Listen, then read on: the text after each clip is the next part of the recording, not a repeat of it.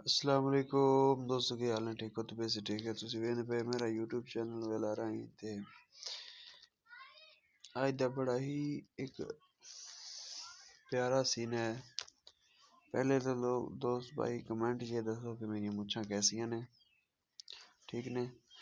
तो यार मैं सुनिया सी लोग कहते ने भी यूट्यूब वाले जेड़े ना यूट्यूब वाले सपोर्ट बड़ी करते ने। यार तुसी यूट्यूब वाले मेरी सपोर्ट करो ताकि साढ़े भी लाइक फॉलोअर बढ़ सकन, साढ़ा भी कोई थोड़ा बहुत कम बन जाए। साड़ी सपोर्ट करो यूट्यूब वाले भाईओ, जो भी मेरे वीडियो देख रहा है साड़ी सपोर्ट करे, सारे चैनल ਨੂੰ सब्सक्राइब करे ते ताकि आने वाली वीडियो तुहाडे तक लाजमी पहुंच सकन। सारे कुछ सपोर्ट करो, मेहरबानी हो मेरी सारे भाइयों की।